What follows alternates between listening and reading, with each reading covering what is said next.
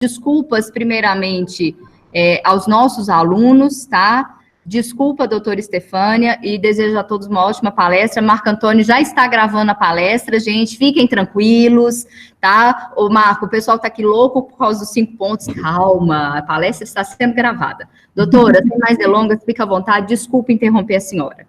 Imagina, esses imprevistos, eles acontecem, e eu acho que isso até aumenta a expectativa, né? Sem problema nenhum, né? E aí, continuando os agradecimentos, gostaria de agradecer também a Carolina Dantas, né, por esse convite, e ao meu querido amigo, doutor Marco Antônio, colega de trabalho e grande amigo meu também, né? Então, vamos agora ao que interessa, que é o nosso tema. É um tema tão importante, essa questão das relações familiares, domésticas, principalmente nesse contexto agora de pandemia. Então, é um assunto realmente muito envolvente.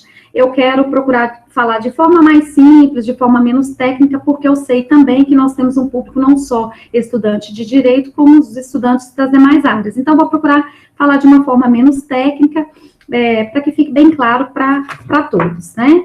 Bom, eu quero inicialmente passar para vocês uma ideia do que seria realmente a Lei 11.340. Ela foi carinhosamente apelidada por Lei Maria da Penha, acredito que muitos já conheçam a história dela, foi devido à luta e ao histórico de violência que uma cearense passou, a Maria da Penha, com seu ex-companheiro Marco Antônio Viveiros. E ela sofreu por muitos anos violência doméstica, e em 1983 ele tentou matá-la em duas ocasiões. Na primeira, ele desferiu tiros nela enquanto ela dormia e a deixou paraplégica. Ela ficou internada 4 meses e, ao retornar para casa, ela passou por novos ciclos de violência e, dessa vez, ele tentou matá-la eletrocutada durante o banho. Então, a Maria da Penha, depois disso, ela, com o apoio de amigos e familiares, ela conseguiu sair do lar em 1983, e aí ela começou essa busca incessante pelo combate, por uma lei mais rigorosa, né, no combate aos crimes de violência doméstica mesmo, contra as mulheres em situação doméstica familiar. E aí, então, em 7 de agosto de 2006, foi criada essa lei. Essa lei, gente, ela foi muito importante, por quê? Porque o objetivo dela aqui não foi, de forma alguma, trazer privilégios para as mulheres, muito pelo contrário. O que a lei buscou aqui foi trazer uma igualdade de gêneros. Nós sabemos aqui que a mulher, até pela sua questão física, na maioria das vezes, ela fica numa situação de vulnerabilidade, né? Além de tudo, nós temos aquelas questões culturais. A mulher foi criada mesmo predominantemente, né, de uma forma majoritária, de forma em que ela era colocada numa condição de submissão ao homem. Então, devido a isso, a essa cultura, ela passou realmente a ficar hipossuficiente, mais vulnerável, e diante disso ela passou a ser vítima de violência doméstica, né? Quais são as formas de violência, gente? Quais são as formas de violência amparadas pela Lei 11.340? Vocês vão observar que aqui, a Lei 11.340, ela traz a violência aqui em suas várias nuances e facetas. Ela não traz aqui só a violência física. Violência física é essa comumente aí que a gente fala de agressão física mesmo. É aquela que vai deixar uma lesão na mulher. É aquela que vai trazer um sofrimento físico. Então, é qualquer conduta que traga esse sofrimento físico à mulher. É um puxão de cabelo, é um empurrão, é um soco, é um chute, enfim. Essas condutas que trazem esse sofrimento físico. Mas nós temos também a violência psicológica. A violência psicológica é aquela violência que ela traz para a vítima um sofrimento realmente psicológico. O homem, o companheiro que rebaixa a autoestima da mulher, que denigre a imagem dela, que faz chantagem emocional, que a proíbe de ir e vir, de ir ao culto religioso, de ir a uma reunião com os familiares. Isso é uma forma de violência também psicológica. muito parecida com a violência moral também, que é aquele companheiro que calunia, que difama, que injuria a sua companheira. Às vezes ele vai ali, não aceita o término do relacionamento, por exemplo, e ele vai para as redes sociais e começa a falar que a ex-companheira dele é uma garota de programa, que ela se vende por dinheiro, que ela é uma picareta, que ela dá golpe na cidade. Então, aí, nós temos uma forma de violência moral contra a mulher. Temos também a violência sexual. Muitas pessoas acreditam, gente, muitas mulheres acreditam que o companheiro, ele tem o direito de ter relação sexual com a mulher, mesmo contra a vontade dela. Isso é um grande engano. Isso inclusive, é crime. Eu mesmo já tive a oportunidade de pedir a prisão de companheiros que estupraram suas companheiras, porque a prática sexual sem o consentimento da mulher, ainda que companheira, ele é crime de estupro no caso. Então, a violência sexual, ela pode ser a obrigação, o homem obrigar a mulher, a companheira, a manter com ele relação sexual, a assistir filmes pornográficos, a assistir relações sexuais com outras pessoas. Então, também é uma forma de violência sexual.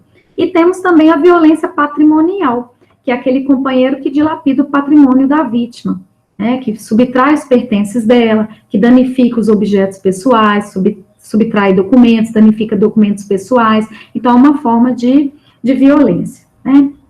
Bom, quem é que pode ser o autor? Quem é que pode ser agressor, considerado agressor pela Lei 11.340? Muitas vezes as pessoas me perguntam, né? Porque às vezes as pessoas acham que é só o homem. Não é só o homem. A mulher também pode ser agressora de outra mulher, por exemplo.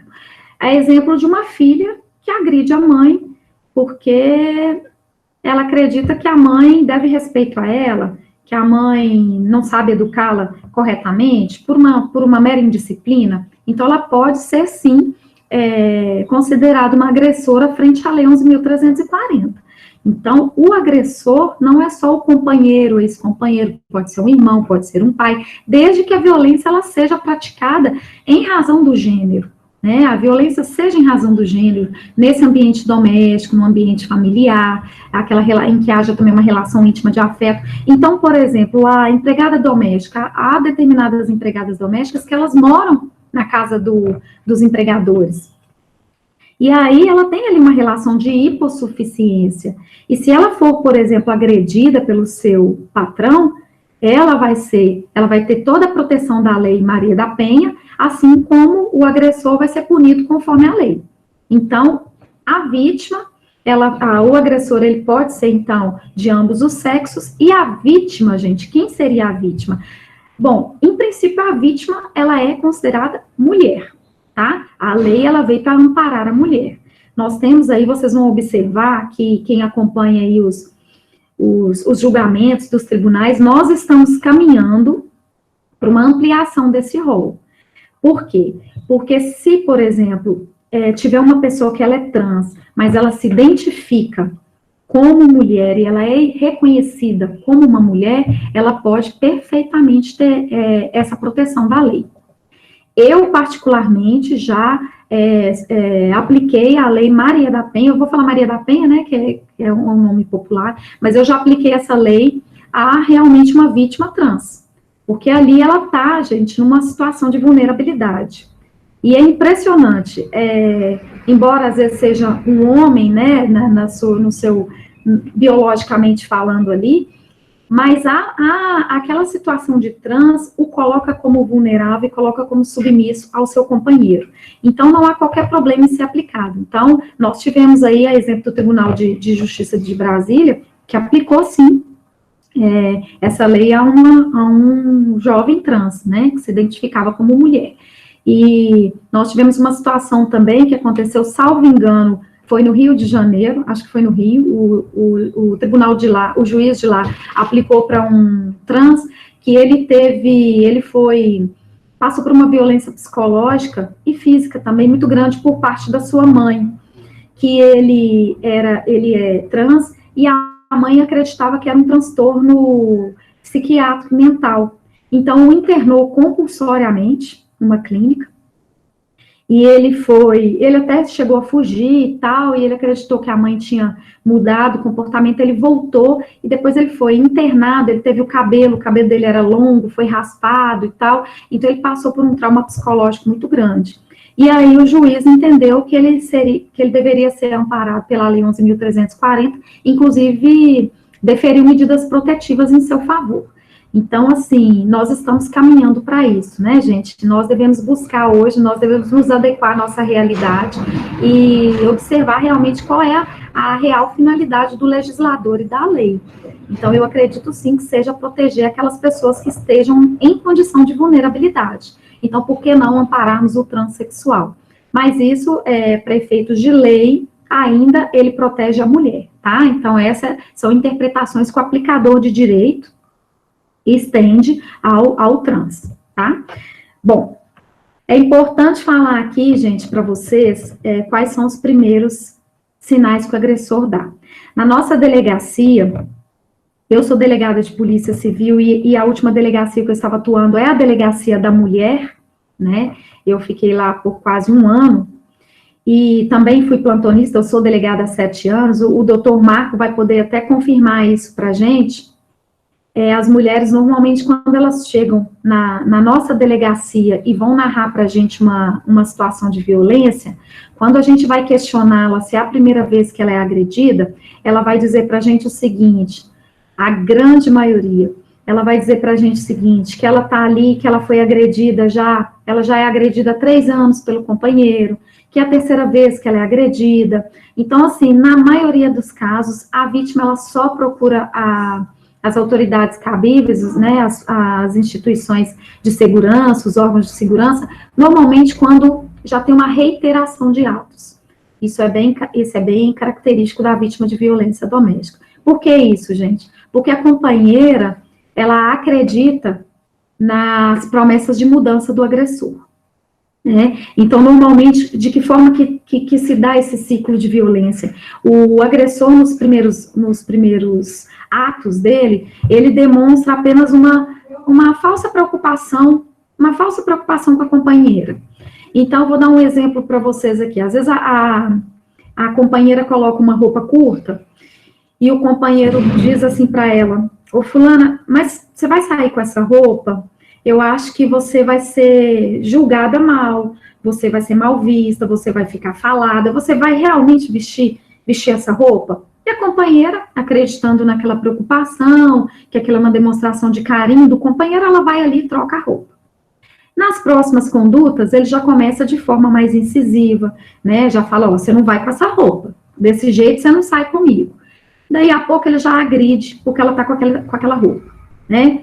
Então, assim, ele começa de uma forma mais branda, normalmente, né? O agressor, ele não começa ali já agredindo a companheira, geralmente não. Ele começa com aqueles sinais ali de agressividade. E, às vezes, aí ele agride a companheira, ele pede perdão, a companheira acredita, vem aquela fase da lua de mel, ele promete mudança, traz presente, fica amoroso, e passa-se aquela fase de calmaria, reinicia-se logo após aquelas fases de violência. Então, a mulher, gente, ela deve ficar muito atenta a esses sinais de violência, de agressividade por parte do seu companheiro. Não só a mulher, né, gente? Essa palestra, eu falo que quando a gente fala de violência doméstica, a gente está falando aqui, não é só para a mulher, a gente está falando também para o homem. Vocês que são pais, são irmãos, vocês que têm aí uma amiga, e às vezes vocês também estão vendo determinados atos, e pode ser o início de uma relação abusiva, o início de um ciclo de violência, então fiquem atentos, alertem as pessoas que vocês estão vendo que estejam passando por isso. Então é muito importante a gente falar desse ciclo de violência para todos vocês. Bom, e a partir disso, a partir da violência, o que pode ser feito? Né? O que pode ser feito, tanto pela vítima, quanto pela sociedade, quanto pelas autoridades cabíveis? Bom, primeiro ponto, nós temos aqui só que diferenciar de uma forma muito simples, nós não vamos aqui trazer conceitualmente, nem juridicamente, o que é flagrante, mas assim, de um conhecimento geral para toda a população, flagrante é aquilo que está acontecendo, está ali no calor das emoções, ou acabou de acontecer, né? Então, por exemplo, a vítima, ela está sendo agredida pelo companheiro, acabou de ser agredida, ela, ou alguém que presenciou, deve acionar o 190. 190, gente, é o número da Polícia Militar, porque a Polícia Militar é responsável por ir ao local do crime, tentar conter o agressor, proteger a vítima ali naquele momento, colher depoimentos de testemunho, trazer as testemunhas, né, não colher depoimento no sentido técnico, mas se inteirar do assunto que aconteceu e conduzir esse agressor com vítima e testemunha, se porventura tiverem, para a delegacia de polícia civil, né? E lá a polícia civil é que vai ser responsável por analisar se de fato aquela situação é de flagrante, se é de flagrante, o que nós devemos fazer, se é um crime que temos que arbitrar fiança, se nós podemos liberá-lo sem fiança, devemos representar pela prisão preventiva, né? Então, essa análise ela é importante. Só corrigindo aqui, na verdade, o delegado, ele não libera sem fiança, ele libera se não houver os requisitos para prisão em flagrante, tá, gente? Se for o caso, a gente aprofunda mais para frente, mas só para vocês terem essa noção. É porque tem alguns determinados delitos que, às vezes, o delegado, se a vítima não comparecer, a gente libera... a gente libera sem fazer o flagrante. Vou dar um exemplo para vocês, o crime de ameaça. O crime de ameaça, a vítima tem que manifestar que ela quer que seu companheiro responda criminalmente por aquele crime. Então, se ela não for à delegacia, ou se ela for e falar que não quer representar criminalmente contra o agressor, nós temos por dever liberar aquele agressor. Então, às vezes a população fica sem entender, porque às vezes a pessoa foi conduzida à delegacia e logo em seguida ela foi liberada. Então, para que vocês entendam essa diferença, há crimes que a gente precisa da participação da vítima, de uma participação mais ativa, e há delitos que não. Então, por exemplo, a lesão corporal. Se o companheiro agrediu a companheira, e ela foi conduzida à delegacia, ou foi conduzida ao hospital, e lá ela passou por todo o procedimento médico-legal. Os policiais militares levaram testemunhas, e lá as testemunhas, ou os próprios policiais atestaram que a vítima estava machucada, que a vítima não queria providências. Aí a vítima mesmo que vira e diga assim, eu não quero providências, nós temos o dever de agir. Só que aí nós vamos fazer o flagrante, aí nós podemos arbitrar, podemos arbitrar uma fiança, tá? Nós podemos arbitrar a fiança ou pedir pela preventiva deles. Então, vou dar um exemplo para vocês que aconteceu durante um plantão meu. Eu estava num plantão noturno e uma moça, ela era casada com um cigano, ela estava num acampamento de ciganos, e lá o companheiro dela agrediu, deu vários golpes de facão na perna dela, mas cortou a perna dela, assim, toda com facão. E ela, no desespero, ela acionou pelo telefone, acionou a amiga e pediu ajuda. Então, a polícia militar, brilhantemente, foi lá de forma eficiente, conseguiu prender, deter o agressor, conduziu ele até a delegacia, juntamente com a vítima. E lá, quando eu fui ouvi-la, ela falou assim comigo, doutora, pelo amor de Deus, não manda ele para a cadeia, não. Eu falei, mas a senhora está toda machucada, expliquei para ela, né? Aí ela virou e falou assim, mas eu não tenho para onde ir, eu sou sozinha no mundo, eu tenho uma filha, e se ele for preso, eu não sei o que vai ser de mim, eu tenho medo de ser, inclusive, expulsa, porque ele que era cigano, ela não, ela estava no acampamento dele. Só que diante da gravidade, gente, eu me sinto no dever legal e moral de prender aquele cara. Então, eu falei, olha, infelizmente, essa situação, eu expliquei para ela, falei, olha, esse caso não depende da vontade da senhora, é um caso extremamente grave e ele vai ser preso. Como aconteceu? Então, fiz todo o procedimento legal, ele foi flagrado, arbitrei uma fiança, acredito, no momento lá ele nem teve condições de pagar, porque o valor foi um pouco alto, não sei depois o que o juiz decidiu. Então, há determinados crimes que a gente tem por dever agir, independentemente da vontade da vítima. Se a gente tiver todos os elementos para isso, nós devemos agir, tá bom? E aí, então, essa é a providência pela polícia. Polícia militar, parte repressiva, polícia civil, essa parte do flagrante. Tá, e se não temos mais a questão do flagrante? Às vezes o companheiro, o agressor ali fugiu do local do crime, às vezes a gente sabe ali que tem um vizinho, por exemplo, que sofre agressão, mas a polícia não conseguiu ir lá no local no momento. O que pode ser feito? Bom, aí as pessoas podem procurar a Polícia Civil, registrar a ocorrência, a vítima, ela pode ir lá, registrar a ocorrência, narrar os fatos para a gente, ela vai ser ouvida, lá ela vai ter o direito de pedir as medidas protetivas, né, e aí todo o procedimento legal vai ser feito da mesma forma, a pessoa vai ser investigada, vai responder um inquérito policial da mesma forma. O que não aconteceu foi a prisão em flagrante. Nada impede também da gente pedir depois a prisão preventiva, como a gente faz aí a todo momento, tá? Agora, se as pessoas, às vezes, gente, querem denunciar e tem medo, porque conhece um agressor, por exemplo, tem ali uma vizinha que ele escuta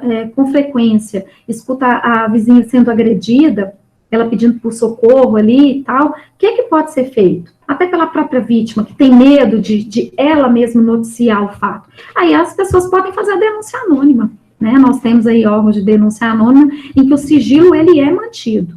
A exemplo do 181 ou do 180. Então, as denúncias anônimas, elas podem ser feitas por essas redes aí.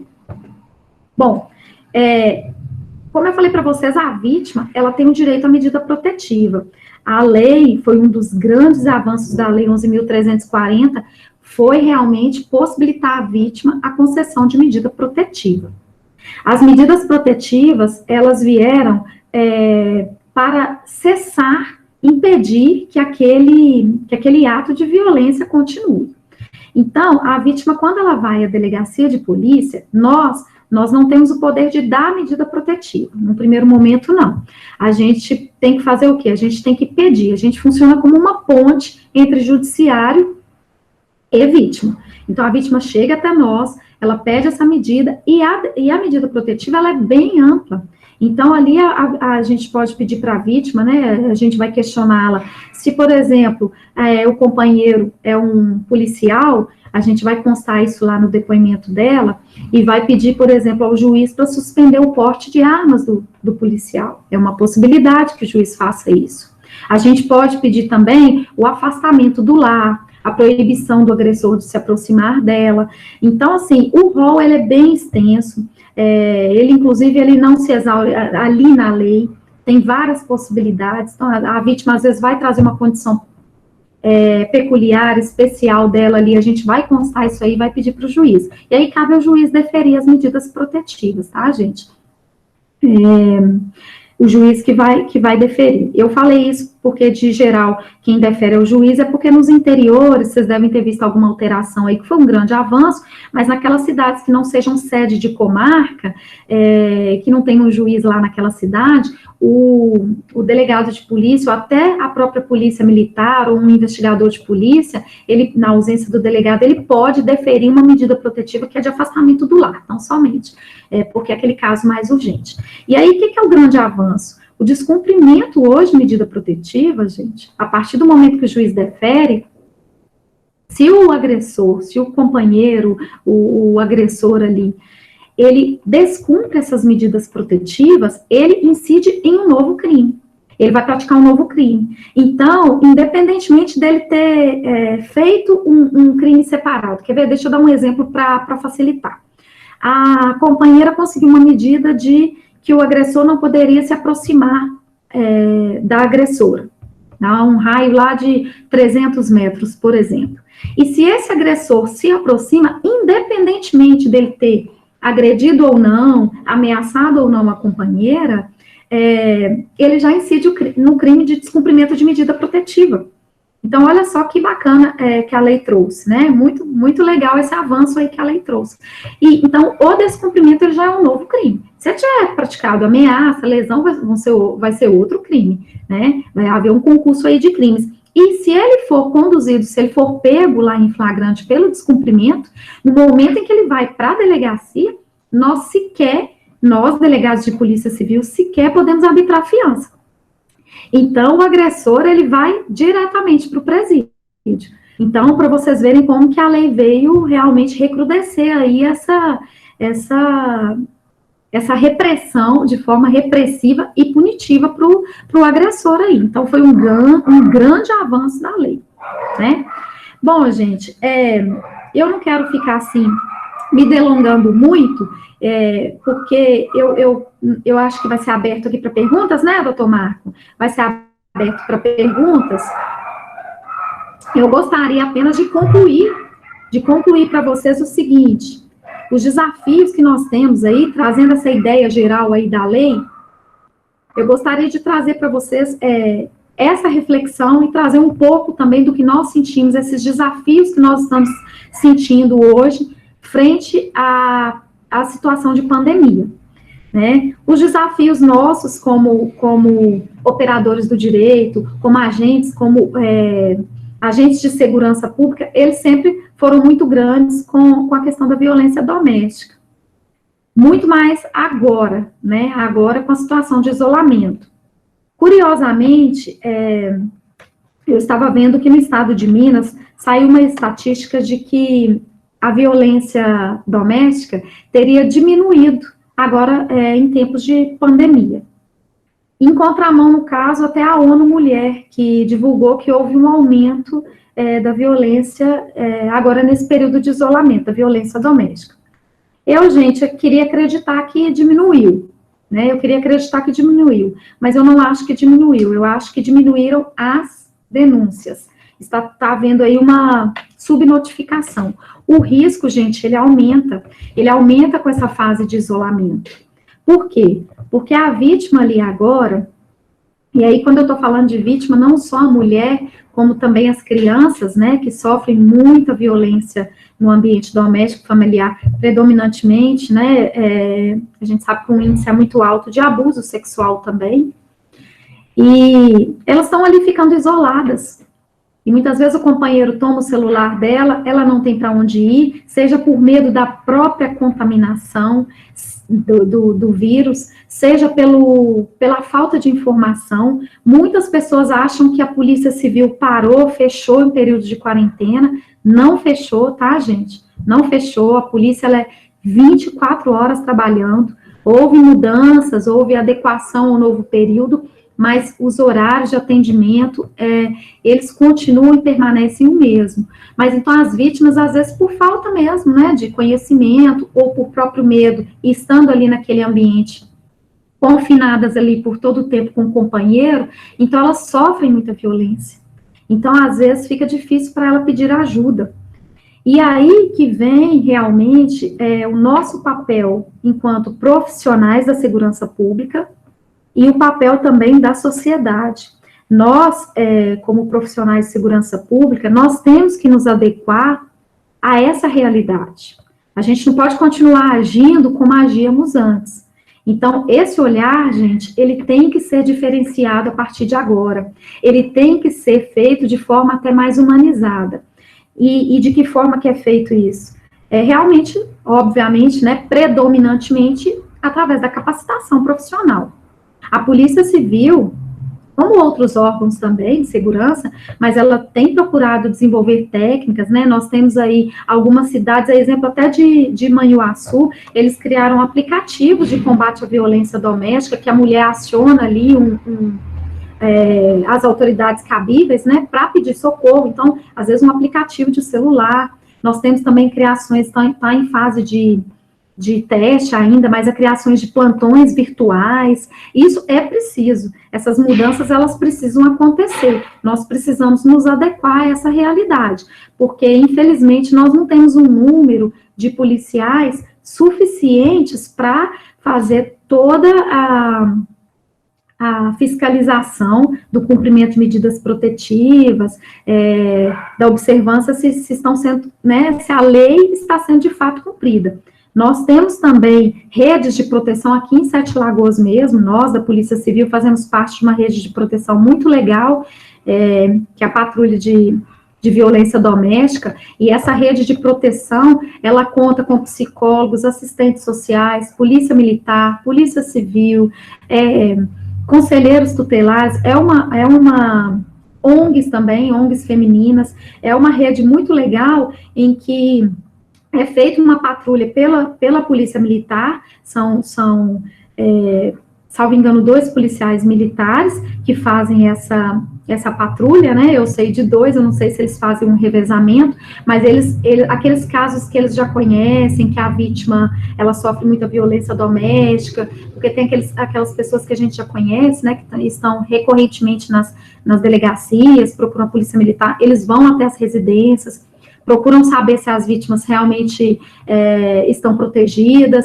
e aí é feito todo um trabalho de rede. Então, por exemplo, a polícia militar vai lá e observa que aquele caso precisa ser dado uma atenção, ele procura por nós lá na Polícia Civil e nos relata esse fato, então a gente procura as medidas cabíveis, se for o caso a gente pede prisão preventiva, a gente instaura um inquérito policial, então tem um trabalho todo de rede. Então esse trabalho, ele, com certeza, ele precisa se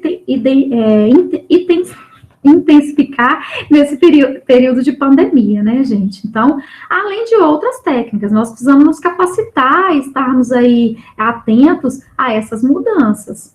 Então, por exemplo, nós precisamos hoje saber reconhecer e avaliarmos uma situação de risco da vítima que esteja em fase de isolamento. Às vezes, ser criado ali, como tem desenvolvido aí alguns trabalhos, a exemplo da Polícia Civil, aplicativos que tem uma palavra-chave, uma ligação em que a mulher diga uma palavra-chave e o profissional saiba reconhecer, né, que está acontecendo uma situação de violência, porque agora fica mais difícil para a gente, é mais desafiador também o nosso trabalho. Mas então nós necessitamos desenvolver técnicas para tanto. E a sociedade, gente, qual que é o papel da sociedade? Nós, enquanto sociedade, nós mais do que nunca precisamos agir. Nós precisamos desmistificar certos conceitos, a exemplo daquele dizer de que em briga de marido e mulher ninguém mete a colher, né? A gente não vai interferir num atrito verbal, numa desavença familiar. Agora, a partir do momento em que tem um crime, nós precisamos sim acionar os órgãos competentes. Ninguém vai entrar numa briga, você está sabendo ali que tem um vizinho ali que está sendo espancado, se você não tem condições de agir, se você não é um policial, você não tem condições de agir ali, você não vai lá e entrar naquela briga, mas você pode acionar o 190, você pode acionar a Polícia Civil, você pode fazer uma denúncia anônima e ajudar essa vítima. Né, agora mais do que nunca. Então, com esse tempo de isolamento aí, eu acredito sim que muitas pessoas estejam ouvindo aí vizinho apanhando, crianças chorando demasiadamente, então vamos ficar atentos com isso. Esse dever, esse papel também é da sociedade, né? Bom, gente, acho que eu trouxe uma ideia geral, eu vou abrir aí para comentários, porque às vezes fica alguma dúvida, né? Eu quis trazer realmente essa ideia geral da lei, e um pouco do desafio que é do nosso papel aí da Polícia Civil no nosso dia a dia. Né? Mas eu vou deixar aberto, eu já gostaria de antemão de agradecer imensamente pela oportunidade, realmente fico muito feliz com esse convite, com essa oportunidade. Muito obrigada. Eu agradeço, viu, doutora Estefânia, muito obrigado. Eu tenho algumas perguntas para fazer, umas indagações que são minhas, mas por uma questão até de cordialidade, eu vou passar primeiro para as perguntas dos alunos, tá? Até o momento, eu tinha colhido aqui 2 perguntas. Uma pergunta é do Luciano, do 9º período, e ele pergunta se existe alguma forma de encorajar as mulheres a denunciar uma situação de violência. Muito pertinente, né, a pergunta dele. Essa forma de encorajar, ela pode ser feita de várias formas, né? Pelo Estado, essa forma de encorajar mesmo são políticas públicas, através da publicidade, de várias formas. Coloca lá, vamos colocar anúncio nos ônibus, anúncio nas escolas, a realização de palestras, de seminários nas escolas, nos colégios, essa é uma forma de encorajar a mulher. Mas também deve começar lá na base, né, na educação infantil, porque esse encorajamento também, eu acho que, já indo um pouco além, ele está também nessa questão da cultura em que a gente é criada, essa cultura patriarcal. Então, às vezes mesmo, é passado, e não só do pai, não, essa cultura é passada da própria mãe, né, para a filha, que ela educa a filha a aceitar certos atos de violência, sem perceber que aquilo é uma violência, né? Então, por exemplo, eu ganhei um livro de uma psicóloga, na verdade, eu não ganhei esse livro, foi a nossa delegacia, tá lá na delegacia para quem quiser ler esse livro, que chama Pai, Não Grite com Sua Filha. E é um livro fantástico, que ele passa exatamente sobre, é uma carta de uma filha para um pai, no Dia dos Pais, que ela fala o seguinte, que ela sofreu violência por parte do companheiro, só que ela depois conseguiu reconhecer que essa violência, na verdade, ela aceitou essa violência pela forma em que ela foi criada. Porque, às vezes, os pais educam os filhos de uma maneira em que ela reconhece que aquela violência é um ato de carinho, é um ato de preocupação. Então, por exemplo, o pai que tem o hábito de só gritar com o filho, às vezes o filho cresce entendendo o seguinte, não, meu pai me ama, meu pai é carinhoso, ele quer o melhor para mim, se ele grita comigo, ou se ele me espanca, né, isso para mim é normal. Então, eu entendo aquilo ali não como um ato de violência. Então, às vezes, para a vítima reconhecer que ela está naquela relação abusiva é muito difícil, muitas vezes porque ela foi educada dessa maneira.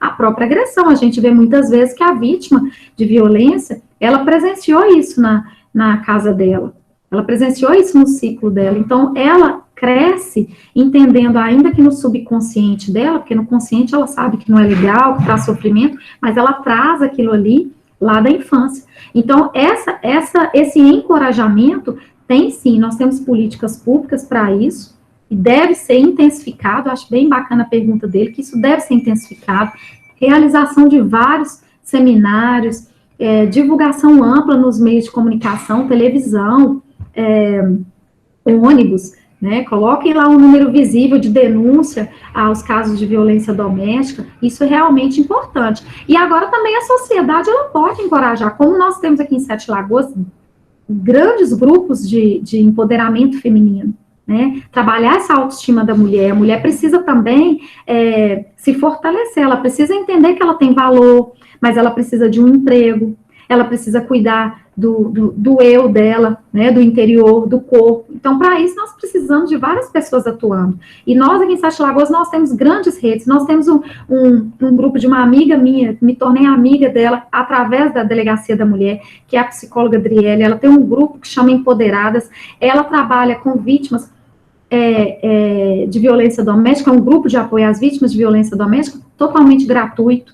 Nós temos o programa delas, que ensina defesa pessoal para as mulheres.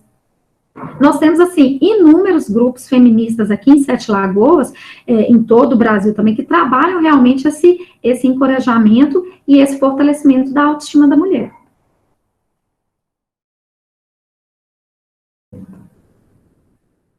Tá sem o áudio.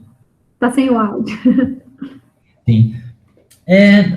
Eu também, até fazendo aí, complementando o que a doutora disse aí, e me corrija se eu estiver errado, né? A questão de exemplos, né, também bem-sucedidos, as mulheres se encorajam na medida que elas tomam conhecimento de que outras estavam na mesma situação que ela, conseguiram, né, através de políticas públicas, ou através de atitudes delas próprias, né, sair daquela relação abusiva. Então, eu acho que isso é muito importante, às vezes, essa divulgação dos casos que são bem-sucedidos. Elas buscam apoio, às vezes, em pessoas que elas nem conhecem, mas sabem da história de vida e sabem que elas conseguem enxergar naquela pessoa, né, pô, se ela conseguiu, eu também consigo. O exemplo mais emblemático aí talvez seja até o da Maria da Penha, realmente, né, que viveu uma situação abusiva, né, ao extremo, sofreu sequelas para uma vida inteira, e que, com a história de sofrimento dela, conseguiu provocar mudanças efetivas no país, né? Então, a gente precisa realmente de exemplos bem-sucedidos, para que as pessoas tenham confiança realmente no poder público, no aparato público, e saibam que elas não estão sozinhas nessa batalha, né, doutor? Tem também aqui uma outra pergunta, deixa eu olhar aqui, que foi da Valqueline. Ela pergunta o seguinte, até bem interessante, como que a gente consegue provar uma agressão psicológica a uma mulher? Bom, é bem interessante a pergunta dela, né? A agressão psicológica, aí nós temos que diferenciar o seguinte, a agressão do crime, né? A violência psicológica do crime. Porque, assim, uma coisa é ela sofrer violência psicológica, outra coisa é o amparo para isso. Como que a gente pode provar isso? Tudo aquilo que traga sofrimento para a vítima. E de que forma que nós vamos provar? Através da declaração da própria vítima, né? Muitas vezes ali, nós não vamos ter testemunha, ela não vai ter testemunha ali do que aconteceu. Mas ali, diretamente, ela não tem testemunha direta. Mas, por exemplo, ela está sofrendo ali ameaças de morte. Isso para ela já é um sofrimento, porque ela tem temor pela vida própria, pela vida dos filhos. A palavra dela ali é sim uma prova. Em crimes em que ali nós não conseguimos provas testemunhais, a palavra da vítima, ela é de extrema importância. É exemplo do crime sexual, né? Que às vezes dificilmente vai ter uma testemunha, principalmente quando a vítima é criança. Dificilmente tem uma testemunha ali que vai falar, não, eu vi. Normalmente ninguém presenciou isso. Então, é o quê? É a palavra da vítima. Então, a violência psicológica, ela pode ser provada inicialmente pela palavra da vítima. Agora, se ela tiver, às vezes ela não teve uma testemunha direta da própria violência, mas os colegas, os amigos, os parentes vão falar o seguinte, a fulana tá estranha ultimamente, a gente tenta ligar para ela e a gente não consegue. O companheiro não deixa ela atender o telefone, ela não participa mais das reuniões de família, ela está batida, ela não se arruma mais, ela anda triste. Então, é uma forma indireta, assim, de se comprovar essa violência psicológica, somada ali à fala dela. Então, nós temos uma prova cabal disso.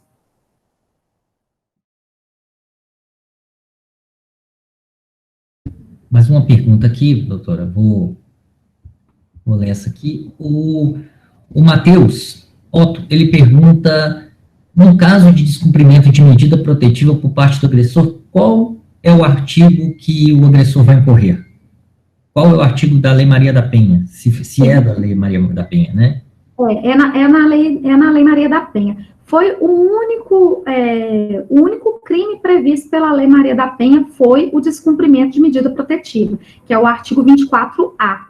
Foi uma inovação na lei, porque se vocês observarem aí, principalmente para os estudantes de direito, quando vocês vão dar uma olhada lá na lei, pesquisarem a lei, vocês vão ver lá que ela é uma lei praticamente conceitual. Ela traz conceitos, ela define o que é violência, quais são as medidas possíveis, mas especificamente quanto ao descumprimento da medida protetiva, lá no artigo 24A, ele vai olhar lá a pena de detenção de 3 meses a 2 anos, para o descumprimento de medida protetiva. E aí é interessante que mesmo sendo a pena máxima combinada de 2 anos, nós, delegados de polícia, não podemos arbitrar fiança, tá, gente? Porque, assim, quando chega um crime lá pra gente, e a gente vai analisar uma situação, vai fazer o flagrante, vai arbitrar fiança, né, doutor? A gente pode, até para aqueles crimes em que a pena máxima combinada seja de 4 anos. Só que, diferentemente do artigo 24A da Lei 11.340, a pena máxima combinada lá é de 2 anos, só que nós não podemos arbitrar fiança. Então, é isso.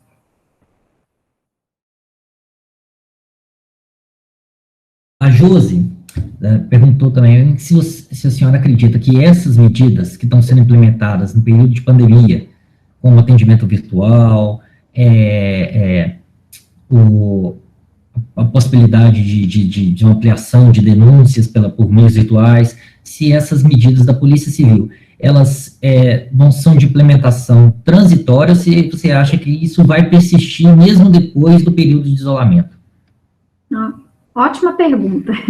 Eu até antes de responder essa pergunta, eu esqueci de falar para vocês, mas eu acho muito importante que eu comentei com vocês que a Polícia Civil, ela funciona 24 horas e mesmo em períodos de pandemia. Só que nós fizemos algumas readequações na Polícia Civil, né? Houve algumas readequações. E, dentre elas, inclusive, a possibilidade de atendimento por telefone às vítimas. Então, hoje, uma vítima, ela pode pedir até medida protetiva pelo telefone, tá, gente? A delegacia continua funcionando, mas ela tem essa alternativa. A ocorrência policial também estava sendo feita por telefone, então, assim, muitas mudanças aconteceram até para a segurança da vítima, como dos policiais também, para evitarmos aglomerações. Eu acredito sim, Josi, que essa implementação, ela não seja transitória. Eu acho e espero que seja realmente em definitivo, porque aquilo que for positivo, a gente tem que aproveitar, por que não? Né? Então, por exemplo, hoje, se a gente pode, em tempos de pandemia, se nós podemos dar essa oportunidade para a vítima, lógico, né, gente, todos os requisitos vão ser observados, com todas as cautelas, mas se hoje a vítima está ali numa situação de violência, e ela conseguiu ali, o companheiro saiu um minutinho de casa, foi para um bar ali, ela correu e pediu uma medida protetiva, por que não a gente, por telefone, por que não continuarmos dessa maneira? Se funcionou, se trouxe uma segurança, se trouxe um resultado positivo, eu acho sim que isso aí vai ser a longo prazo mesmo. Muito boa pergunta dela.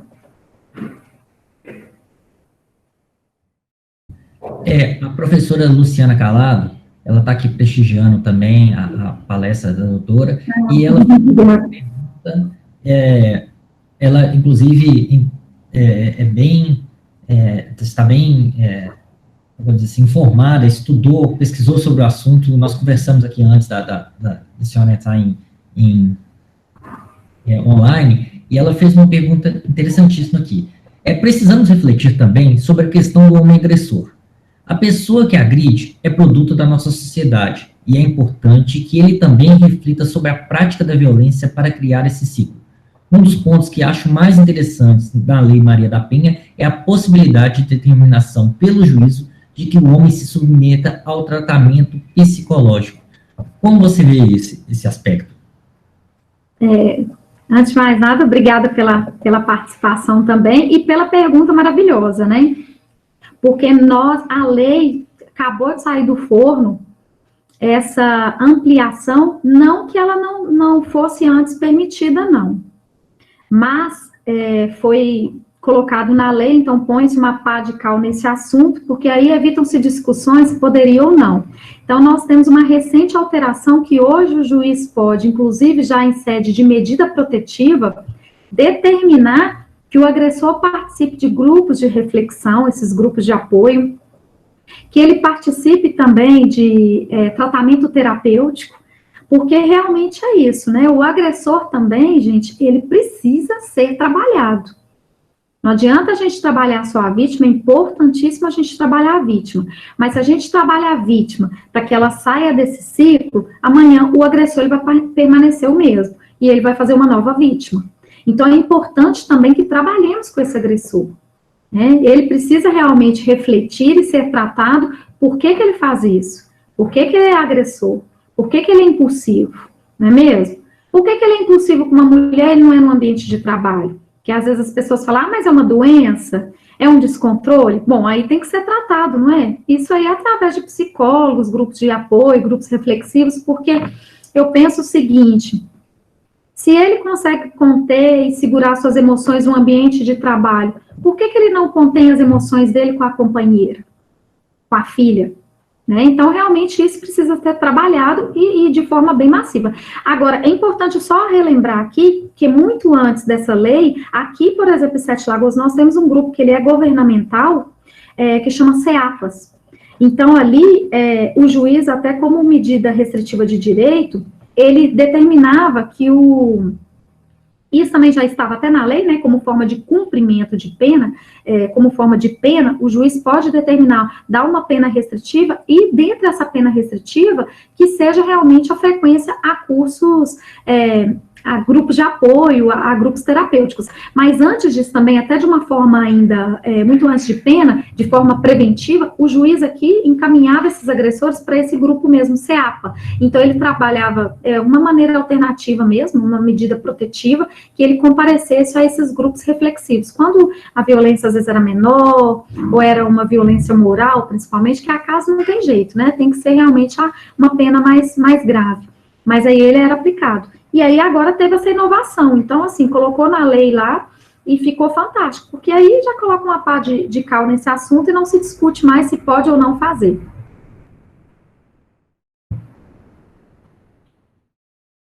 Bem, vou aproveitar que eu detenho o domínio do microfone e vou também fazer um apontamento que eu gostaria de saber a sua opinião. Assim, falando como leigo, né, porque eu não tenho uma formação em psicologia, eu entendo que para que o agressor, né, para que essas medidas, para que o agressor frequente grupo de apoio, né, elas dependeriam, né, em grande parte da quiescência, né, ninguém muda se ele não estiver disposto a mudar, se ele achar que, na verdade, ele estava certo cometendo aquele ato, né, aquele ato abusivo. Então, acredito que a pessoa, para que esse grupo de apoio surta algum efeito nessa pessoa, ela não basta ser uma imposição judicial, tem que haver um trabalho de convencimento dela de que ela necessita realmente se tratar. E isso não precisa ser feito no momento da imposição da pena, mas eu acredito que deve ter um trabalho muito minucioso desse grupo de apoio ao receber esse indivíduo, para que ele, logo nos primeiros encontros, ele consiga identificar essa falha nele, aceitar isso e reconhecer a necessidade de mudança, não é? Eu acredito que isso é muito importante.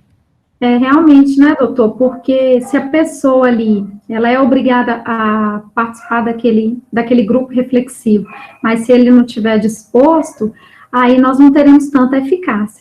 Mas eu concordo plenamente. Mas aí, por outro lado, também, às vezes tem determinados agressores que eles querem se tratar, às vezes eles não sabem como, né?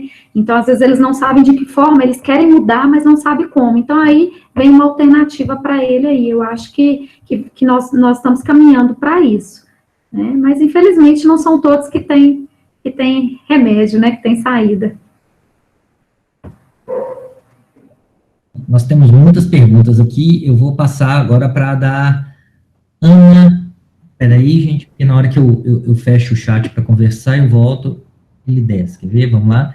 A Ana Barros, tá? Ela perguntou, como a gente pode diminuir a cultura da violência contra a mulher? Por exemplo, a própria cultura pornográfica coloca a mulher em uma posição inferior, sem contar que ela é violenta por si só.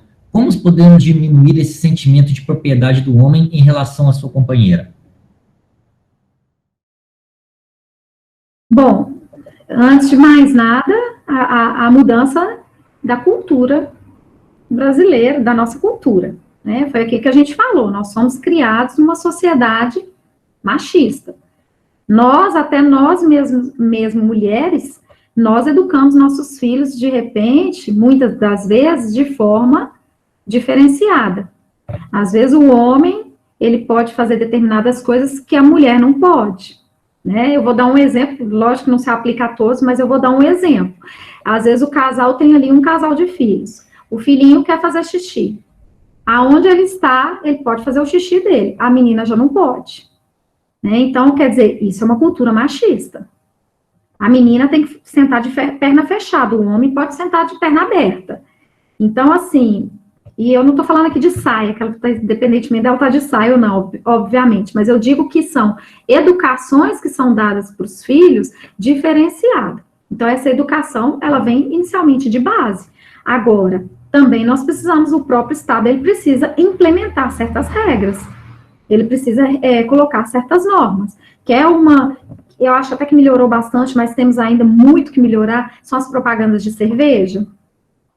O homem, ele atesta a virilidade dele quando ele pega aquela mulher que está com roupa curta, que tem todo o corpo sarado, é essa a cultura, né? E a mulher, ela se coloca nisso, Então, nós vamos ver aí propagandas de carnaval que a mulher está lá nua, quer dizer, é uma propaganda para o turismo sexual. Então, realmente, assim, o poder público, ele tem que agir. Nós, enquanto sociedade, temos o nosso dever, mas o poder público também tem que proibir certas propagandas, certas formas de se educar os filhos, né? As cartilhas na escola, a maneira de educar. Então, eu acho que envolve toda uma rede, né? Tanto sociedade quanto Estado.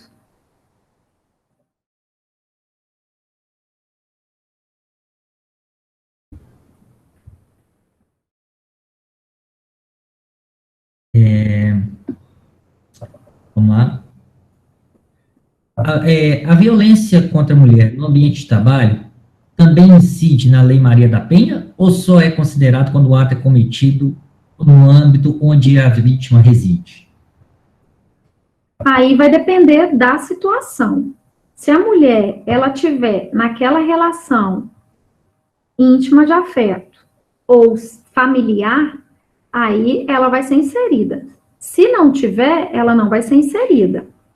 Nós temos aí crimes, né? Nós temos o assédio sexual, nós temos esses tipos de crime. Só que, se ela não estiver num contexto de vulnerabilidade, de hipossuficiência, que ela esteja sendo tratada dessa forma em razão do seu gênero, ela não vai ser amparada pela lei. Aí, cada caso é um caso, né?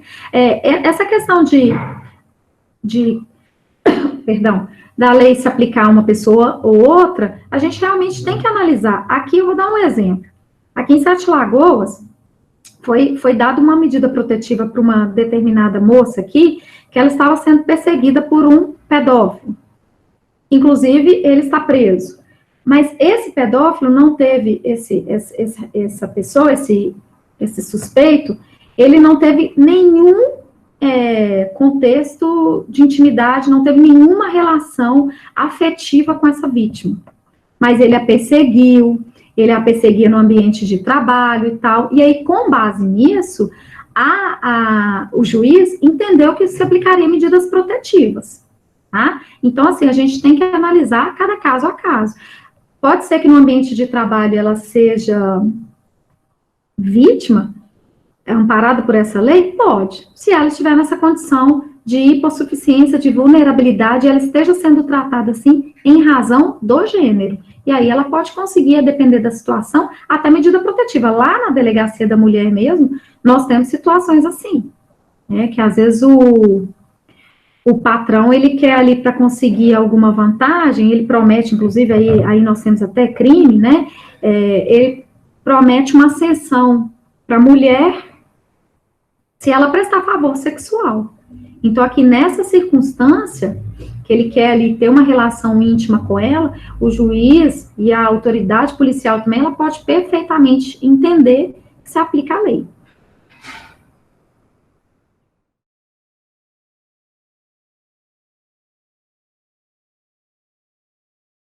Tá sem áudio.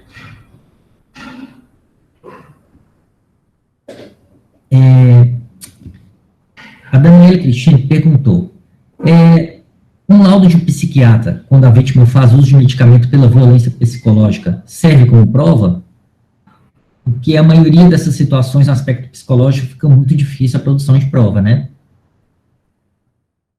Vale sim. Os laudos médicos, todos eles têm força probatória, né? Aí, como eu falei, a violência, na verdade, nós temos que saber o seguinte, se a pessoa se ela está respondendo por um crime.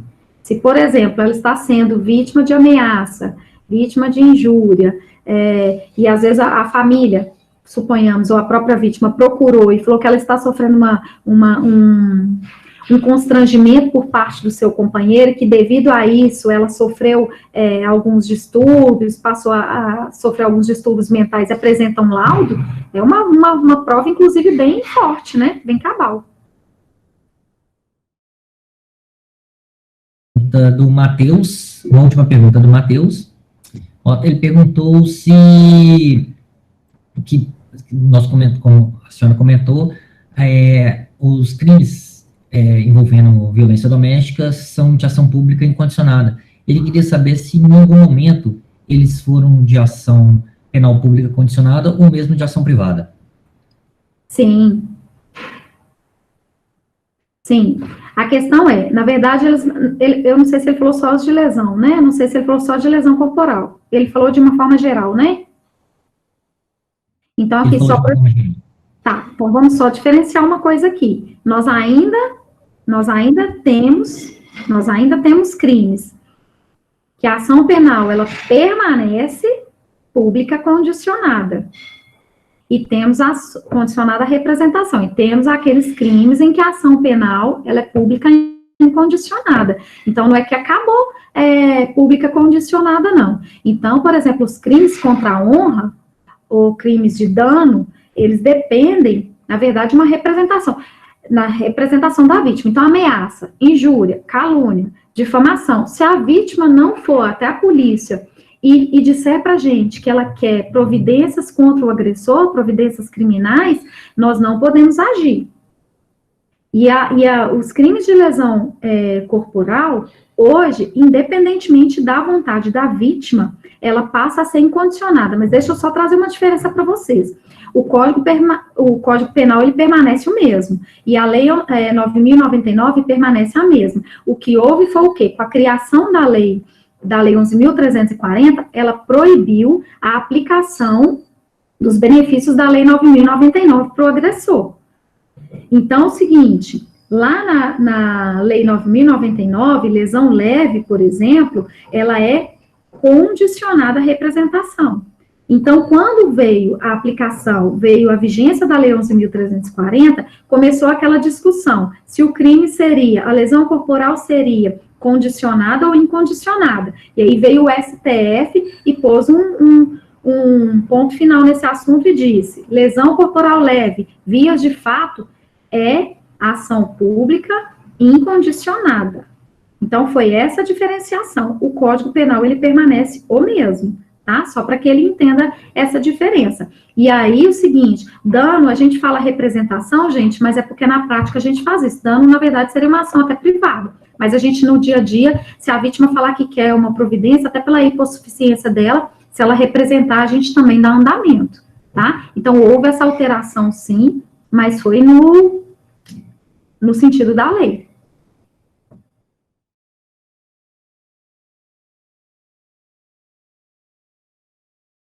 Bem, as perguntas dos alunos aparentemente findaram, né? Então eu vou fazer uma última minha aqui, aproveitar a oportunidade. Nós temos nos encontrado pouco, né?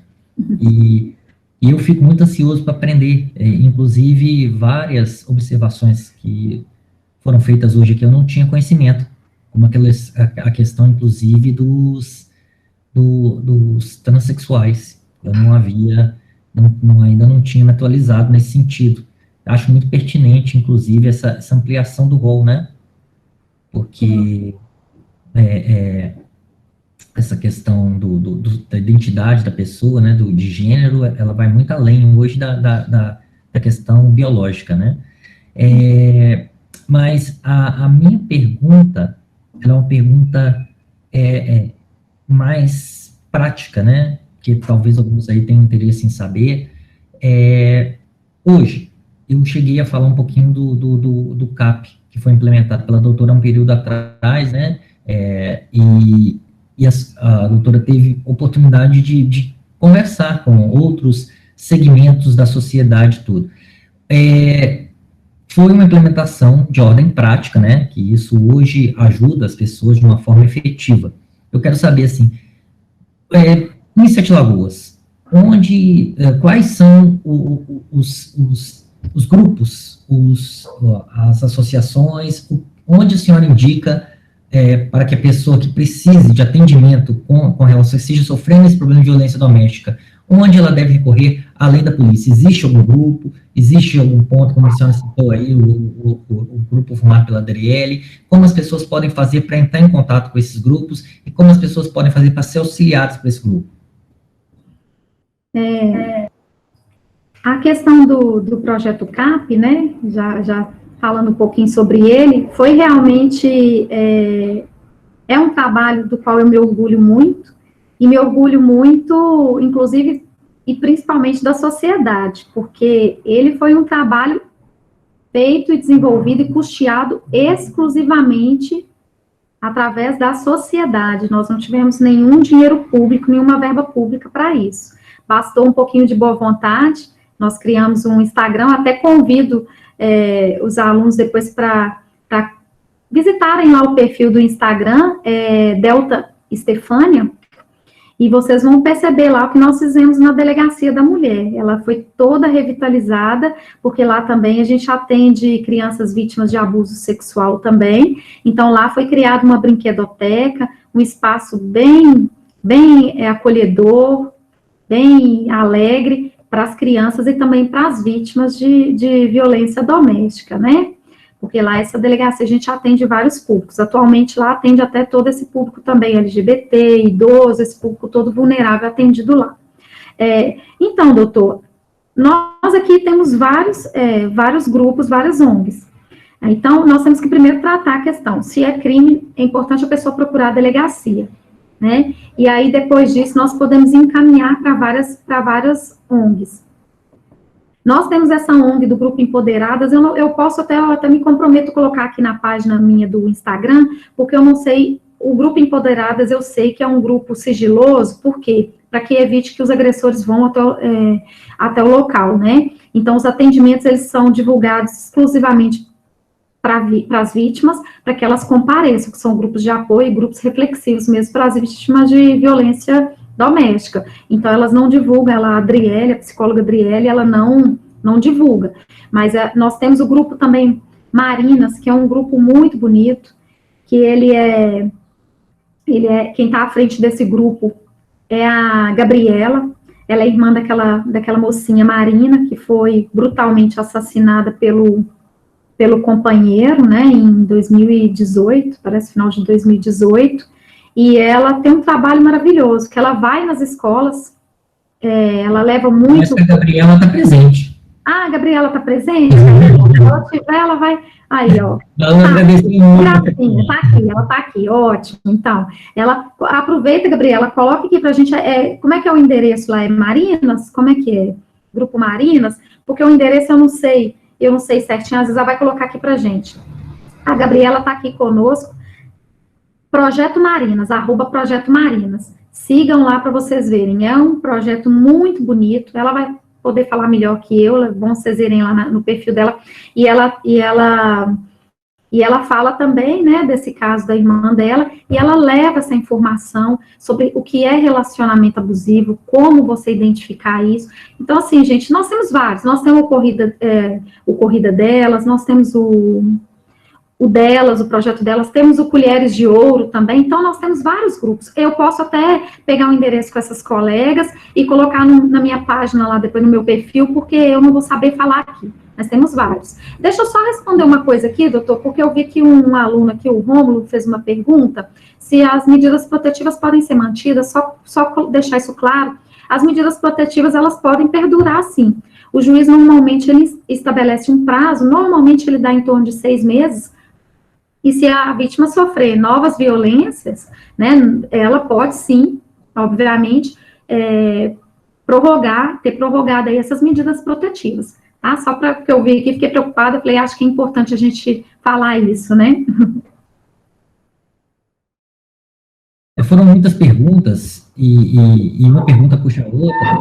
Não, acredito que... Eu já não estou mais olhando o chat, né?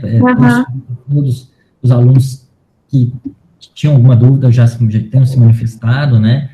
É um assunto polêmico, realmente, né? É um assunto que divide opiniões, né? Mas contra fatos não há argumentos, né? E a questão é que o Brasil ostenta, né, uma vergonhosa posição no ranking mundial de países onde a violência contra a mulher é praticada, né?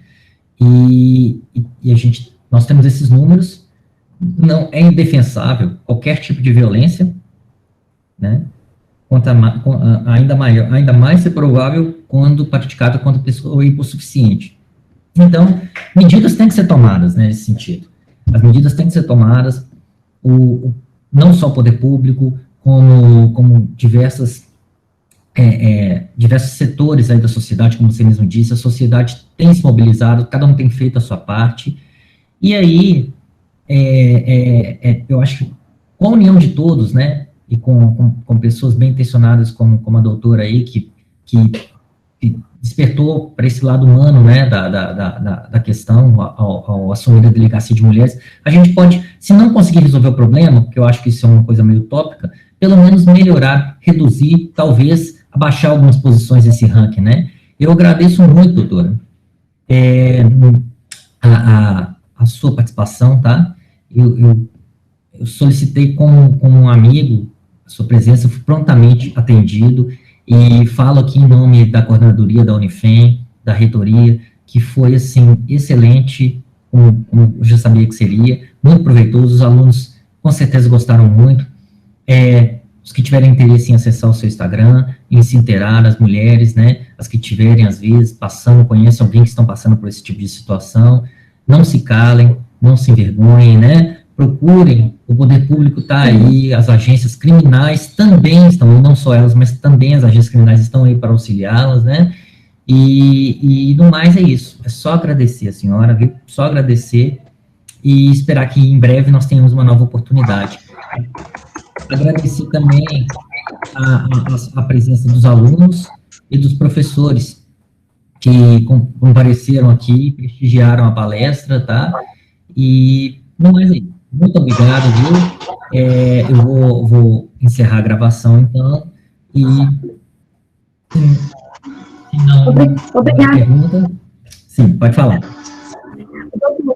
Doutor, eu queria agradecer também a oportunidade, viu? Para mim foi muito gratificante, gostei muito do retorno também, e quero me colocar à disposição lá no meu Instagram, lá, vocês podem às vezes me procurar, se tiver alguma dúvida que não foi respondida aqui, vão lá no direct que eu respondo, tá? E lembrando para vocês também que a Delegacia de Polícia Civil, principalmente, nós estamos falando aqui dela, né, da mulher, ela está de portas abertas lá na rua Jovelino Lanza, número 1316, a Polícia Civil está lá, agradeço mais, um grande abraço a todos vocês, bom dia. Se você puder escrever aí, Esther, o telefone só do seu Instagram, que tem umas pessoas pedindo, qual o Instagram?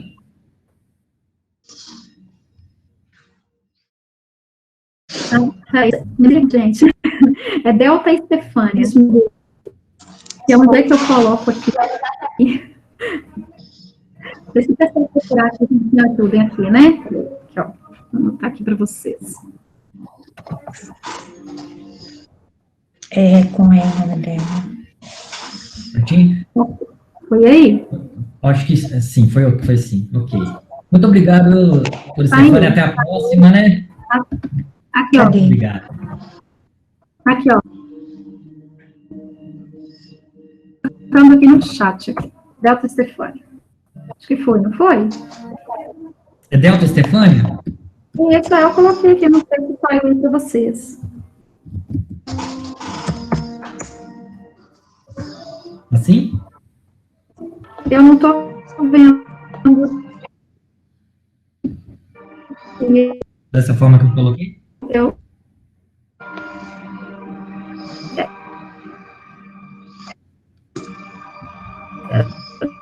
Depois eu passo também. Delta junto. Né? Deve aí, doutor. Tá certo. Obrigado, viu, gente? Obrigado, Estefânia. Muito obrigado, alunos, e até uma próxima. Grande abraço. Grande abraço. Até a próxima. Tchau, tchau. Tchau.